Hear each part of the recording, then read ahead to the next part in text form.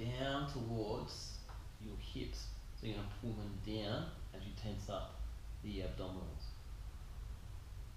Relax. Good. So another way to practice this is in a kneeling position. Now, when you're in kneeling, give your butt a bit of a wiggle, and you want to set your two sit bones, the ischial tuberosities, onto the heels. Okay. Alright. And when you're in that position, you'll find that you automatically line up quite straight. So I'm using my hip bones, my sit bones, my ischial tuberosities. I'm sitting on my calcaneus, my heel, and that automatically just aligns me up. If I roll off that onto the meaty part of my bum, I roll out the lower back, my upper body comes forward, I slouch, and I lose that posture. My head gets pushed forward, and I'm not really engaging my postural muscles at all. In fact, the weight of gravity is going to keep pulling my head forward and then get pushed down. So, give it a shake, wiggle it, sit down heavy into the hips, bring your shoulders back a little bit, just tuck the chin, imagine someone's lifting you up from the crown of your head. Good. Now, bring those fingers together on the base of the cage and breathe in. Think about breathing into the palms. So breathe in, breathe out. Let the fingers come back together. You'll see. Yeah, I'm just touching. In breath. Out breath.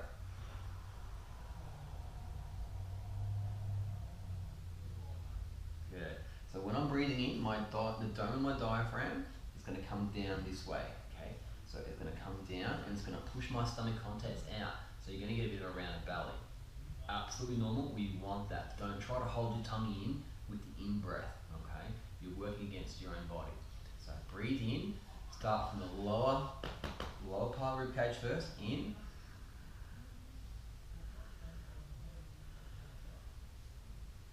Out.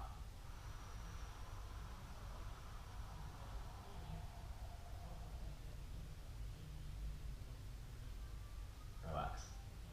So when we start breathing correctly, you're going to get this synergist motion between the diaphragm. When the diaphragm's breathing in and contracting, it's coming down this way. Your abdominals, the rectus abdominis particularly, is going to be relaxed. It needs to be relaxed because it's an antagonist muscle. Okay. On the out breath, the rectus abdominis will help pull you down to help let that rib cage relax, let the diaphragm relax, expel a little air out of your lungs. Okay. So we want to really work with that. So if you're just sitting up in line, nice spinal alignment, good posture, either lying down or kneeling, you can do sitting in a chair as well, and just focus on breathing.